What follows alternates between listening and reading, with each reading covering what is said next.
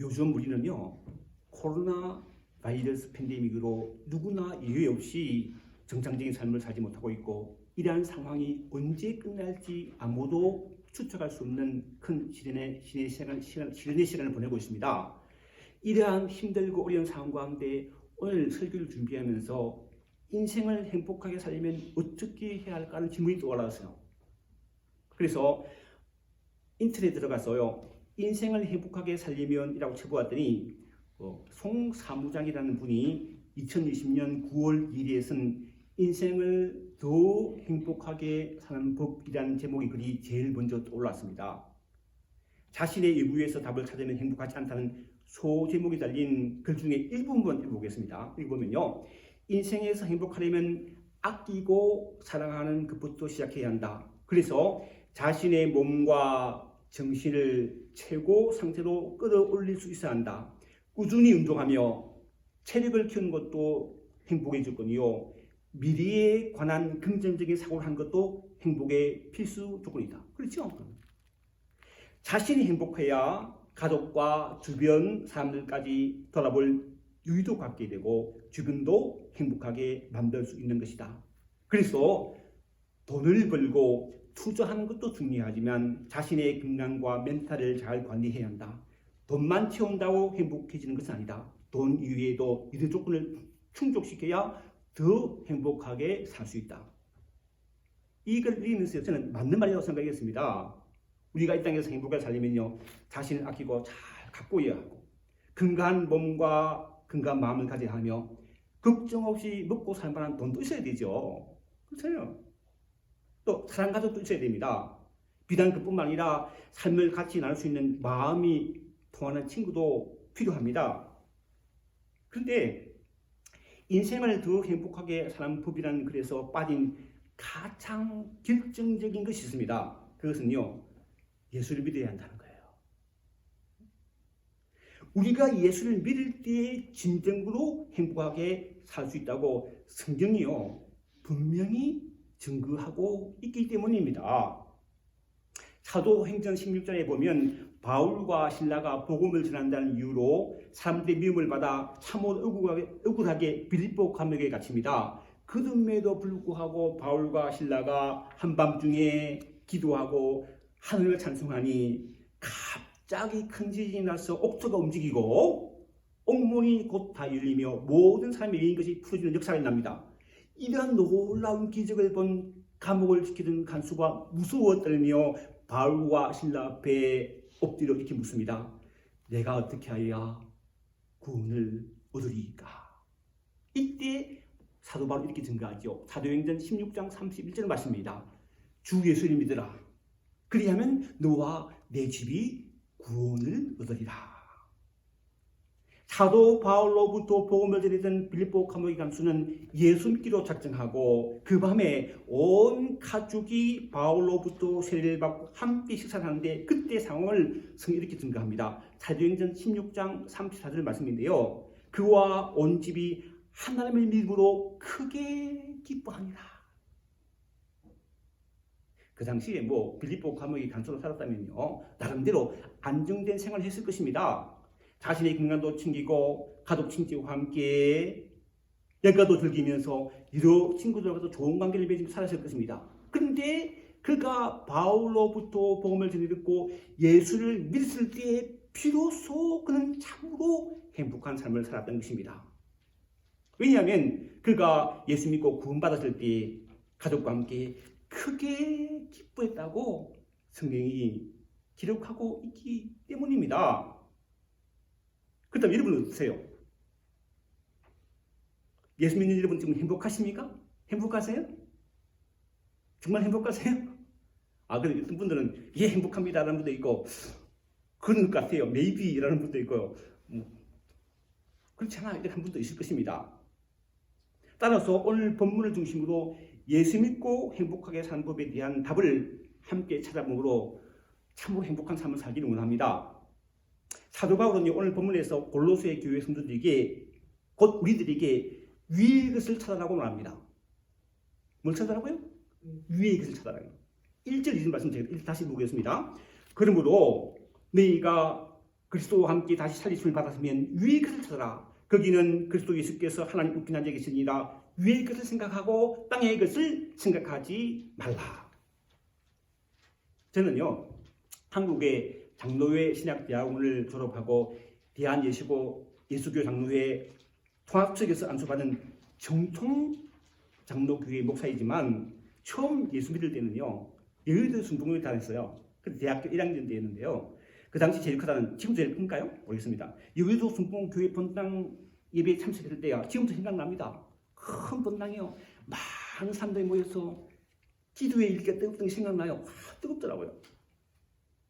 그 교회에서 기초 신앙교육을 받고 침례를 받았는데, 침례받기 위해 침례복으로 갈아입고 물속에 들어가 목사님의 인도를 받아 3번 물속에서 완전히 푹 잠기면서 성부와 성자와 성령의 이름으로 침례, 즉 세례를 받았습니다.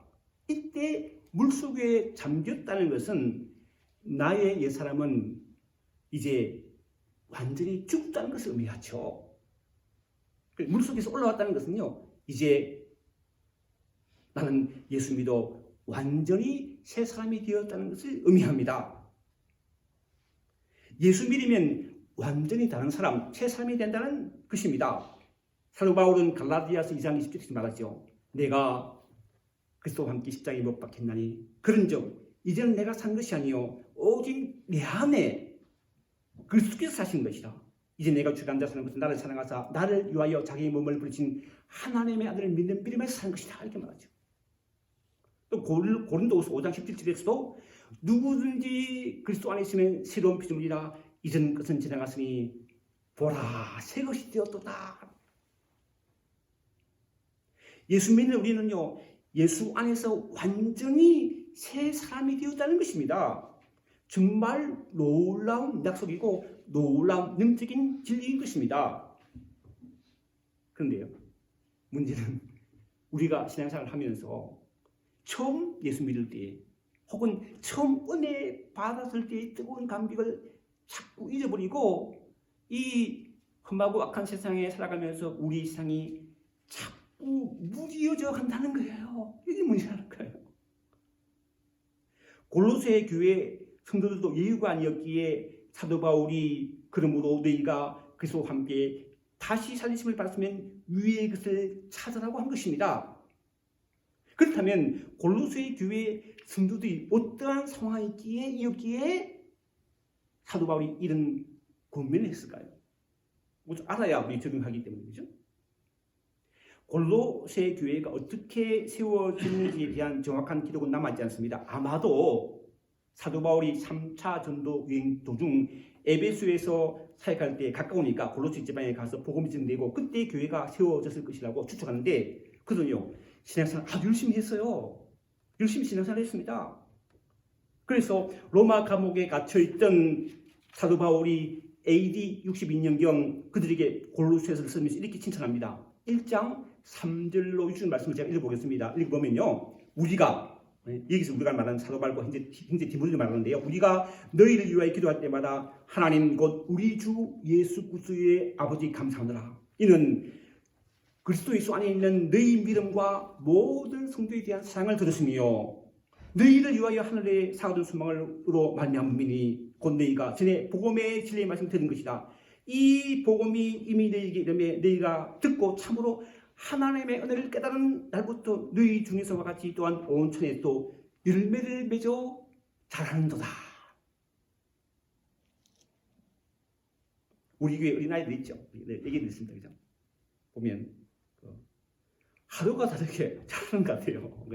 예쁘게 키도 자라고요. 키만 자랄 뿐만 아니라 말도 많이 자라서요.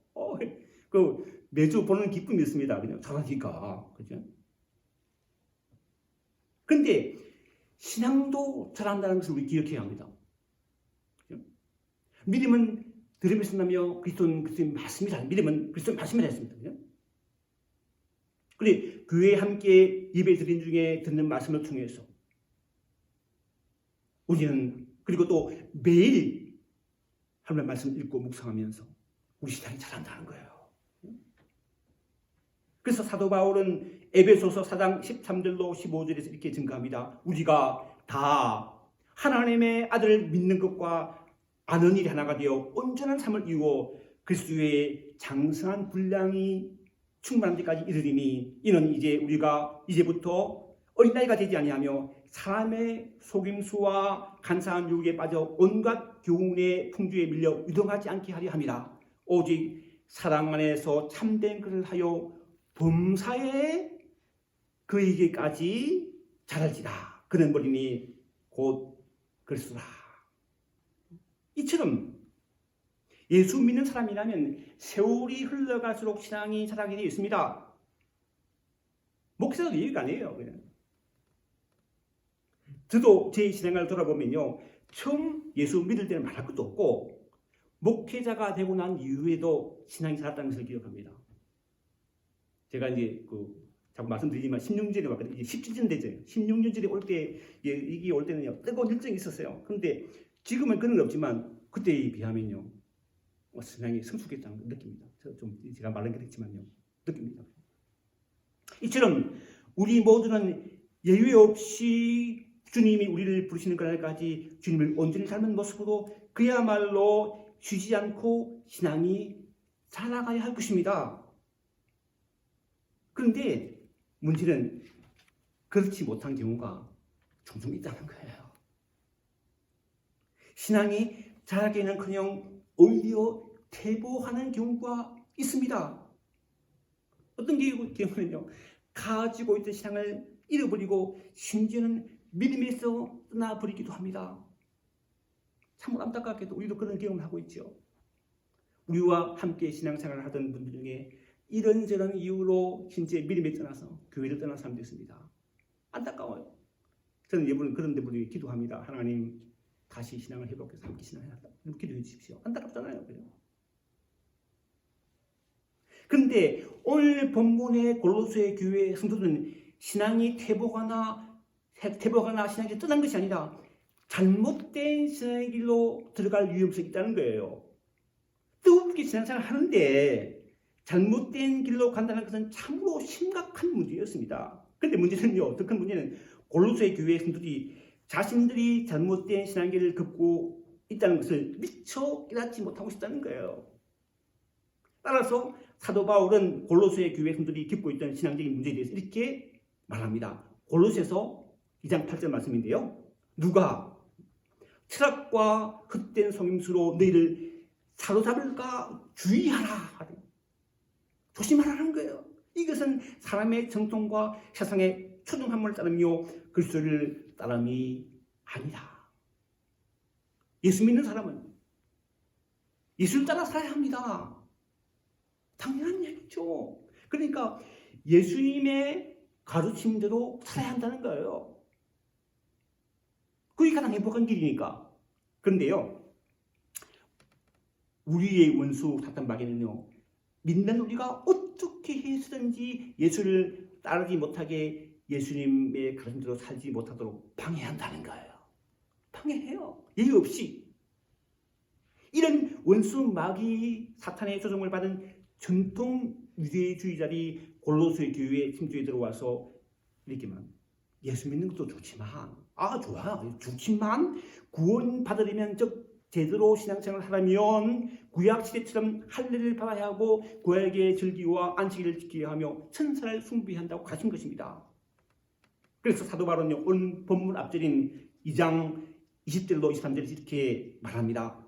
현대인의 성경 읽어보면요, 너희가 세상의 초동 학문에서 그리스도와 함께 죽었거든 어찌하여 세상에 사는 것 같이 규율에 순종하느냐. 곧 붙잡지도 말고 맛보지도 말고 만지지도 말라 하는 것이니 이 모든 것은 한때 쓰이고 없어지리라. 사람의 믿음과 가르침을 따르느냐. 이런 것들은 자의적 숭배와 겸손과 몸을 괴롭게 하는 데는 지혜 있는 모양이나 오직 육체를 따르는 것을 금하는 데는 조금도 유익이 없느니라. 그러니까 사도 바울이 강조하는 핵심은요, 사람의 생각으로 신앙생활이 안 된다는 거예요. 내 생각으로 신앙생활이 안 된다는 거예요. 내 방식으로 안 된다는 거예요. 그렇다면 어떻게 신앙생활을 해야 하는가 질문이 나오죠. 이 대하여 사도 바울은 읽은 본문질에서 유의 것을 찾으라. 왜요? 예수를 믿음으로 이전에 육신을 따라 내 생각을 따라 살던 나는 죽고 그리스도와 함께 살리심을 받은 새 사람이 되었기 때문입니다. 그렇잖아요.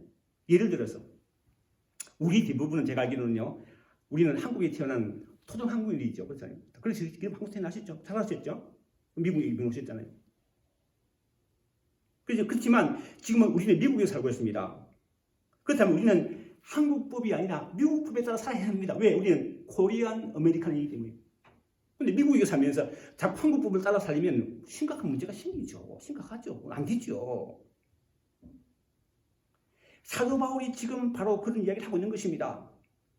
예수 믿어 그리스도와 함께 죽고 그리스도와 함께 살리심을 받은 새 사람이 된 우리는 우리의 구주신 그리스도께서 지금 하나님 편한자 계시기에 위의 것을 찾아야 하고 위의 것을 생각해야 한다는 거예요. 너무나 당연한 이야기입니다. 그렇다면 위의 것을 찾고 생각한다는 것이 무엇일까요? 푸른 하늘을 바라보고 생각한다는 것입니까? 아니죠. 주님을 바라봐야 한다는 거예요. 히브리서 12장 2절입니다. 믿음의 주요 또 온전하게 하시는 인 예수를 바라보자. 그는 그 앞에 있는 기쁨을 위하여 십자가를 참으사 부끄러움을 개의치 아니하시니 하나님 보좌 우편에 앉으셨느니라. 그렇습니다. 우리는 어떤 경우에든지 코로나19 팬데믹 속에서 주님을 바라보며 주님이 사신 대로 살아야 합니다. 주님을 바라보며 주님이 사신 대로 산다는 것은 곧 하나님의 말씀을 내 마음판에 새기고 그 말씀의 가르침대로 살아야 한다는 거예요. 이 말씀이 육신되어 우리 가운데 그 것입니다. 말씀이 곧 주님이시기 때문인 것입니다. 사도 바울은 말씀을 따라 살아야 하는 우리에게 오늘 본문 다음에 이제는 단락에서 무엇이 땅의 것이고 무엇이 위의 것인지를 아주 분명하게 증가하고 있습니다. 우리가 생각하지 말아야 할, 따라가지 말아야 할 땅의 것입니다. 5절 말씀을 읽어봅니다. 5절 말씀 보면요, 좀 길지만 읽어보겠습니다. 그러므로 땅에 있는 지체를 죽이라. 곧 음란과 부정과 사욕과 악한 종교가 탐심이니 탐심은 우상숭배이다. 이것들 말미암아 하나님의 진노가 임하느니라. 8절에서는요, 분함과 노염과 악의와 비방과 너희 입의 부끄러움만을 벗어버리라고 하며 9절에서는 거짓말을 하지 말라고 합니다. 문학에는 사도 바울의 권면체는요, 이 땅에 있는 것을 생각하는 옛사람과 옛신을 벗어버리고 단을 벗어버리는 저와 여러분이 되기를 바랍니다. 12절로 17절까지는 우리가 찾고 생각해야 할 위의 것이 무엇인지를 구체적으로 말하고 있는데, 먼저 12절로 14절 말씀 읽어보겠습니다. 12절, 그러므로 너희는 하나님이 택하사 거룩하고 사랑받는 자처럼, 하나님 택하사 우리 거룩하고 사랑받는 자예요. 사랑받았기 때문에, 거룩한 자이기 때문에 긍휼과 자비와 겸손과 온유와 오래 참음을 오리고, 13절은 누가 누구에게 불만이 있거든 어떻게 하라고요? 서로 어때? 용납하여 피차 용서해야 돼. 주께서 너희를 용서하신 것까지 너희도 그러하고 이 모든 것에 사랑을 따라 이는 온전하게 맺는지라. 서로 주님이 우리를 용서하고 사랑하신 것처럼 용서하고 사랑하며 살다는 것이죠. 이어지는 15절 말씀이죠. 그리스도의 평강이 너희 마음을 주장하게 하라. 너희는 평강을 위하여 한 몸으로 부르심을 받았나니 너희는 또한 어떻게 하는 자라? 감사하는 자가 되라. 예수 안에서 함께 평안을 누리며 하나님께 풍성한 감사를 드리라는 것입니다. 마지막 16절 17절 말씀입니다. 16절, 그리스도의 말씀이 너희 속에 풍성하게 하여 모든 지혜로 피차가다시며 권변하고 시와 찬송과 신령한 논리를 부르며 감사하는 마음으로 하나님을 찬양하고 또 무엇을 하든지 말이나 일이나 다 주 예수 이름으로 하고 그를 힘입어 하나님 아버지께 감사라. 상당히 긴 내용이죠. 긴 내용을 간단하게 요약하자면요, 하나님을 사랑하고 네 이웃을 내 몸과 사랑하라는 거예요. 마가복음 12장에 보면 서기관 중 한 사람이 모든 계명 중에 첫째가 무엇입니까? 라고 물었을 때 예수께서 이렇게 대답하시기 때문입니다. 첫째는 이것이니 이스라엘아 들으라. 주 곧 우리 하나님은 유일한 주시라. 내 마음을 다하고 목숨을 다하고 힘을 다하여 주 내 하나님을 사랑하는 것이요. 둘째는 이것이니 내 이웃을 내 자신과 같이 사랑하는 것이라. 이보다 더 큰 계명이 없느니라. 사랑하는 성도 여러분, 행복하게 사시기 원하십니까? 행복 살기 원하죠. 그렇다면 예수 믿는 우리는요, 예수와 함께 죽었다가 예수와 함께 다시 살리심을 받은 새 사람임을 기억하고 위의 것을 찾아야 합니다. 위의 것을 생각하고 땅의 것을 생각하지 말아야 하는데, 그것은요 곧 하나님을 사랑하고 내 이웃을 내 몸과 같이 사랑한다는 것입니다. 그렇게 살아가심으로 하늘 나라를 맛보며 이 땅에서도 참으로 행복하게 살 뿐만 아니라 우리 생명이신 그리스도께서 나타나실 때에 그와 함께 인간 중에 나타나는 저와 여러분 되시기를 주님의 이름으로 축원합니다. 기도하겠습니다. 하나님 아버지, 예수 믿는 우리는 예수와 함께 죽었다가 다시 살리심을 받은 새 사람임을 기억하고 오직 위의 것을 찾고 위의 것을 생각하게 하여 주옵소서.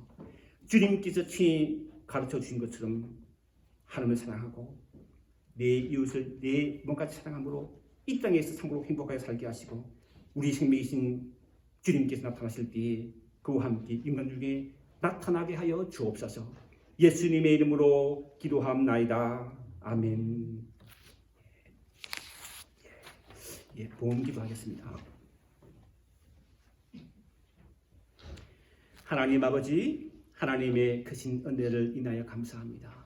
지난 한 주간도 주일에게 일할 수 있는 건강과 기회를 주셔서 열심히 땀 흘려 얻은 소득이 아버지로 붙은 길 깨닫고 아버지 앞에 11조와 주일연금, 성경금, 감사원금, 구제금 드리오니 주님 헌금을 기쁘게 받아주시고 하늘나라에 아름답게 잘 세워지게 하시고 드린 손길과 다른 손길을 축복해 주옵소서. 감사드렸고 예수님의 이름으로 축복하며 기도하옵나이다. 아멘. 어떻게 주님의 환영합니다. 반갑습니다. 인사하겠습니다. 반갑습니다. 잘 지내셨나요? 반갑습니다. 반갑습니다. 온라인으로 예배해주신 분 반갑습니다. 반갑습니다. 그리고 코로나 바이러스 팬데믹으로 어려운 상황이 계속되고 있는데 이 어려운 상황 가운데에서 말씀 읽고 묵상하며 주님과 동행하는 은혜를 더 큰 은혜를 누리는 저와 되기 바랍니다. 다음 주일은 추수감사주일로 드리겠습니다. 드리기로 했죠, 그렇죠? 그래서 다음 주일은 지난 창립기름주일처럼 예배 후에 함께 식사하기로 했습니다. 그래서 에반실 지역에 사시는 하나님들에게 지난번처럼 초청장을 보냈는데요. 요즘 또 새로 이사온 분이 계신다는 이야기를 들었는데 혹시 그런 분 아시는 분이 계시면 뒤에 초청장이 있으니까 그냥 전해주시면 되겠습니다. 전해주셔서 이렇게 올 수 있도록 한번 해보십시다. 여러분들 해주시기 바랍니다. 다음 추수감사주일 예배를 은혜 가운데 드리며 또한 함께 큰 기쁨을 규제하는 시간 되도록 한 주간 기도하며 준비하는 저와 되기 바랍니다. 오늘 그리고요 우리 한정희 집사님 은혜 주신 한미숙 집사님 오늘 방문하셨는데 반갑습니다. 반갑습니다. 박수하겠습니다. 감사합니다. 반갑습니다. 기도하겠습니다. 하나님, 우리 한정희 집사님 은혜 되시는 한미숙 집사님이 에반실을 방문하셨습니다. 기억하시고 아름다운 규제시간 갖게 하시고 또 편안히 돌아갈 수 있도록 집사님을 기억하시고 축복해 주옵소서. 감사드렸고 예수님의 이름으로 기도합니다. 아멘.